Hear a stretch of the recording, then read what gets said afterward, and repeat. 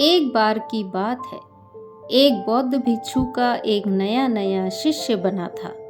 उस युवा शिष्य के मन में बहुत सारे प्रश्न थे जिन्हें वह गुरु से पूछ लेना चाहता था। एक दिन वह गुरु के पास आया और उनसे कहने लगा, हे गुरुवर, मैंने देखा है कि पहले लोग आपस में बहुत प्रेम करते हैं, फिर धीरे धीरे उनके बीच मतभेद होने लगते हैं। मतभेद झगड़ों में बदल जाते हैं और वह एक दूसरे को भला बुरा कहने लगते हैं। फिर रिश्ते टूट जाते हैं और प्रेम नफरत में बदल जाता है। हे गुरुवर, आखिर ऐसा क्यों होता है कि जहाँ प्रेम था अब उसकी जगह नफरत ने ले ली? गुरु ने कहा, भंते, आज मैं एक किसान से मिलने उसके घर जा रहा हूँ, तुम भी साथ चलना। तुम्हारे इस प्रश्न का उत्तर तुम्हें वहीं मिल जाएगा। थोड़ी देर बाद गुरु शिष्य को लेकर पास के गांव में पहुंचे। गांव के बीचों बीच पहुंचकर उन्होंने वहां बने एक घर के दरवाजे को खटखटाया। अंदर से एक व्यक्ति बाहर आया। उसने गुरु को प्रणाम किया और कहा, कहिए गुरुवर, मैं किस प्रकार आपकी सेवा कर सकता हूँ? बौद्ध भिक्षु ने उस व्यक्ति से कहा, तुम्हारी पत्नी के साथ जो विवाद चल रहा था, क्या वह समाप्त हो गया? क्या अब तुम खुश हो? उस व्यक्ति ने कहा, उस औरत से विवाह करना मेरे जीवन की सबसे बड़ी गलती है। वह बिल्कुल भी अच्छी नहीं थी। वह मेरा और मेरे परिवार का ख्याल नहीं रखती थी। वह हमेशा अकड़ कर बात करती थी। वह हमेशा गुस्से में रहती थी। उसने आज तक मुझे समझा ही नहीं, मेरी कोई बात मानी ही नहीं। वह बिल्कुल भी अच्छी नहीं है। ईश्वर ने मेरे भाग्य में ना जाने यह कैसी पत्नी लिखी है। अब वो मुझे छोड़कर मायके चली गई है और अब तो मैं भी यही चाहता हूँ कि वह वहीं रहे और कभी मेरे जीवन में वापस ना आए। बौद्ध भिक्षु ने अपने शिष्य से कहा, देखा तुमने, यही मनुष्य का स्वभाव है। हर मनुष्य के अंदर अच्छाई और बुराई दोनों होती है, लेकिन मनुष्य सिर्फ बुराई को ही याद रखता है, अच्छाई को नहीं। और जब वह किसी की बुराई करने पर आता है तो शुरू से लेकर अंत तक सिर्फ बुरा ही देखता है और बुरा ही बोलता है। और जब वह अपने मन में कुछ बुरा ही बैठा लेता है, तब वह यह आशा करता है कि उसके जीवन में सब अच्छा हो। बुराई से जीवन में अच्छाई कैसे आ सकती है? जीवन में अच्छाई लाने के लिए, सुख और शांति लाने के लिए हमें अच्छाई को तो देखना ही होगा। लेकिन यह काम कोई नहीं करता, क्योंकि ऐसा करने से मनुष्य के अहंकार को चोट पहुंचती है और वह अपने अहंकार के सिंहासन से गिरना नहीं चाहता। बौद्ध भिक्षु के मुख से यह सब बातें सुनकर उस व्यक्ति ने कहा, हे गुरुवर, आप यह क्या कह रहे हैं? अगर कोई बुरा है तो उसमें बुराई तो दिखेगी ही। मेरी पत्नी बुरी है तो मैं उसमें बुराई ही देखूंगा। उसने आज तक ऐसा कोई कार्य नहीं किया जिससे मैं प्रसन्न हो सकूं। बौद्ध भिक्षु ने कहा, क्या आज तक तुमने कोई ऐसा कार्य किया जिससे तुम्हारी पत्नी खुश हो सके? उस व्यक्ति ने कहा, उसने मुझे कभी कोई ऐसा मौका दिया ही नहीं कि मैं उसके लिए कुछ कर सकूं। बौद्ध भिक्षु ने कहा, चलो तुम कुछ देर के लिए यह सारी बुराइयां छोड़ दो, अपनी पत्नी की कमियां भूल जाओ, अपनी पत्नी की कोई एक अच्छाई याद करो और मुझे बताओ। उस व्यक्ति ने कहा, हे गुरुवर, एक बार मेरी माँ बहुत बीमार पड़ गई थी, तब उसने उनकी बहुत सेवा की थी। उन दिनों उसने रात दिन का भी ध्यान नहीं रखा था। बौद्ध भिक्षु ने कहा, क्या इसके अलावा तुम्हें अपनी पत्नी की कोई और अच्छाई याद आ रही है? उस व्यक्ति ने कहा, हाँ, वह हमेशा घर में सुबह सबसे पहले उठती थी और मेरे व मेरे माता पिता के खाने का बहुत ध्यान रखती थी। एक बार जब मैं बहुत बीमार हो गया था, तब वह रात भर जाग जाग कर मुझे दवाइयाँ दिया करती थी। वह बहुत मेहनती थी और अगर उसे कोई तकलीफ भी होती थी तो वह मुझे बताती भी नहीं थी। वह हमेशा इसी प्रयास में रहती थी कि मैं खुश रह सकूं। यह सब बोलते बोलते उस व्यक्ति की आंखों में आंसू आ गए और उसने कहा, हे गुरुवर, मुझे यह क्या हो गया है? माना कि मेरी पत्नी में बहुत सी कमियां हैं, लेकिन वह बुरी नहीं है। पता नहीं क्यों मैं आज से पहले उसकी अच्छाइयों को देख नहीं पाया। बौद्ध भिक्षु मुस्कुराते हुए उससे कहते हैं, जब हम किसी में बुराई देखते हैं तो बुराई ही बुराई को खींचती है और वह सब कुछ बुरा दिखाती है और देखती है, और फिर हमारे जीवन में भी सब कुछ बुरा होने लगता है। पर जब हम किसी की अच्छाई देखते हैं तो अच्छाई अच्छाई को खींचती है और हमारे साथ सब कुछ अच्छा होने लगता है। उस व्यक्ति को बात समझ आ गई। उसने गुरु से आज्ञा ली और अपनी पत्नी को लेने चला गया। बौद्ध भिक्षु ने शिष्य से कहा, भंते, अब क्या तुम समझे कि रिश्ते क्यों टूट जाते हैं, प्रेम नफरत में क्यों बदल जाता है? जब मन में नफरत हो तो उसमें प्रेम नहीं रह सकता, और जहाँ प्रेम हो वहाँ नफरत नहीं रह सकती। हम अपने मन में प्रेम रखना चाहते हैं या नफरत, यह हम पर ही निर्भर करता है। शिष्य ने कहा, हे गुरुवर, मैं आपकी बात बहुत अच्छे से समझ चुका हूँ। मेरा एक और प्रश्न है, क्या आप मेरे इस प्रश्न का उत्तर देंगे?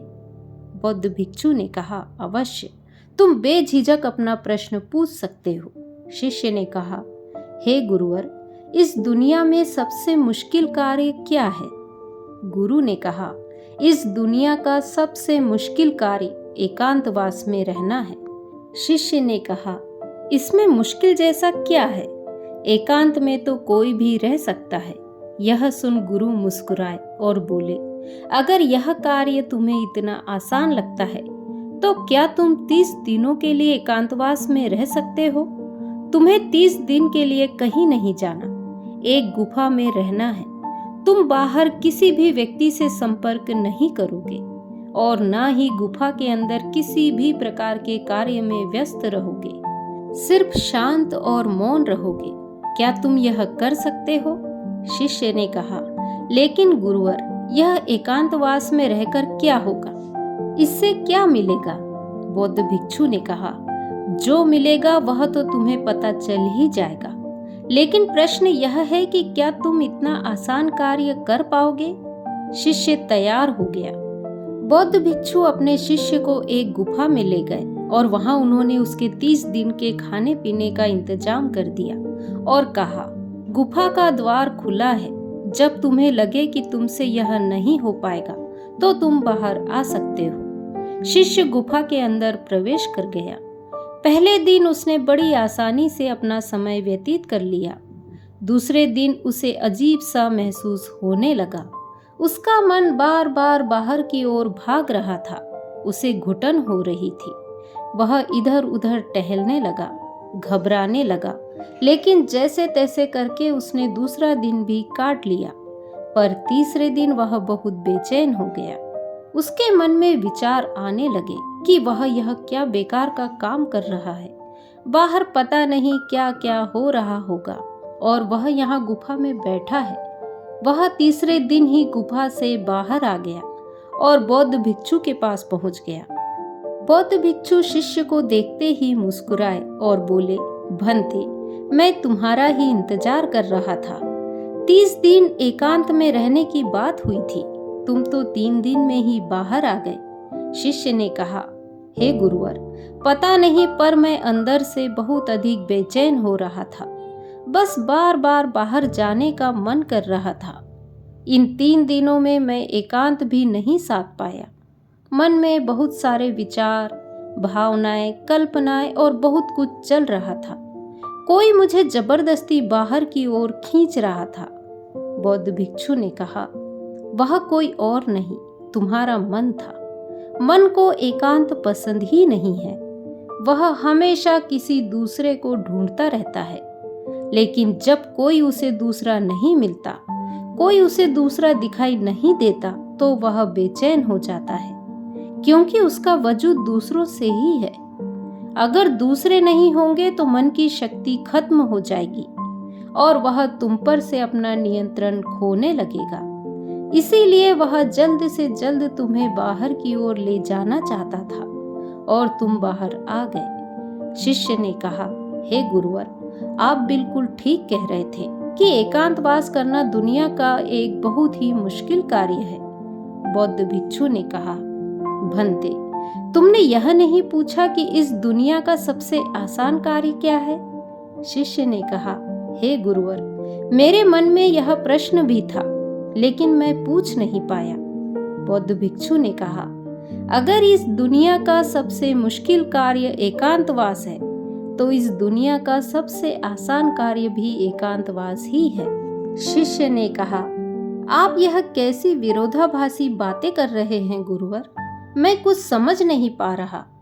बौद्ध भिक्षु ने कहा, एकांतवास हमारा स्वभाव है, बस हम अपने स्वभाव से दूर हो गए हैं और मन के बनाए इस जाल में फंसकर हम हमेशा किसी दूसरे को ही ढूंढते रहते हैं और अपने एकांत को खो बैठते हैं। एकांत को साधना नहीं पड़ता, बल्कि वही हमारा स्वभाव है। शिष्य ने कहा, हे गुरुवर, अगर एकांत हमारा स्वभाव है और वह इतना आसान है, तो मैं क्यों 3 दिन में ही उस गुफा से बाहर आ गया? क्यों मुझे वहां रहना इतना मुश्किल लगा? क्यों वहां मुझे घुटन हो रही थी? क्यों मैं इतना बेचैन हो गया था? गुरु ने कहा, जब तक एकांत तुम्हारे अंदर से उत्पन्न नहीं होगा, तब तक चाहे तुम किसी गुफा में बंद करके ही क्यों न रखे जाओ, तुम एकांत में नहीं रहोगे। वहां भी तुम अपने आसपास भीड़ इकट्ठी कर लोगे और वह भीड़ तुम्हारे मन के भीतर होगी। इसके बाद गुरु शिष्य को एक नदी के पास ले गए और कहा, इस नदी पर बांध बांधना हो तो तुम्हें कितना समय लगेगा? क्या तुम उसे आज के आज बांध सकते हो?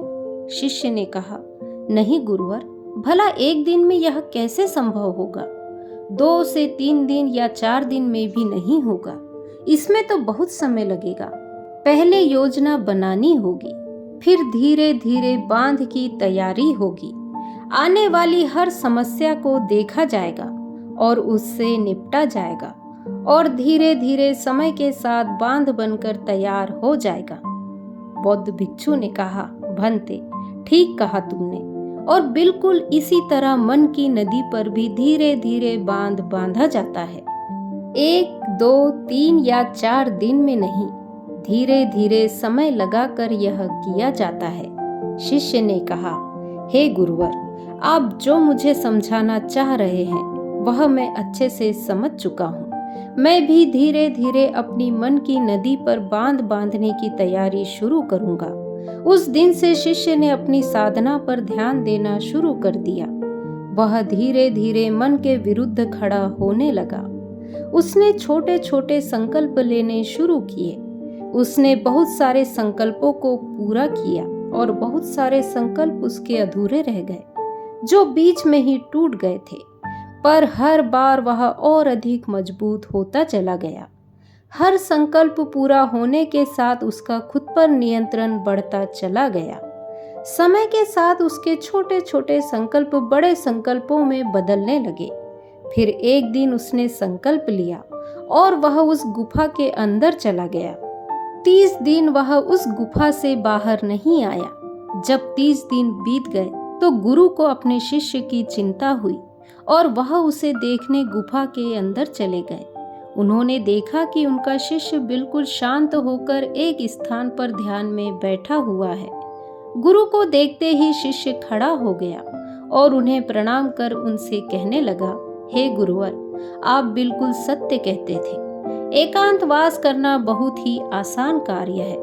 एकांत ही हमारा स्वभाव है और यही हमारी प्रकृति है। इसके लिए कुछ भी करना नहीं होता। इसके बाद गुरु और शिष्य दोनों गुफा से बाहर आ गए।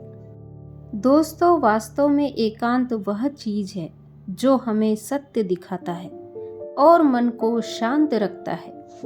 तो आज की कहानी यदि आपको पसंद आई हो तो वीडियो को लाइक, शेयर, कमेंट करें और मेरे चैनल को सब्सक्राइब करें। नमो बुद्धाय।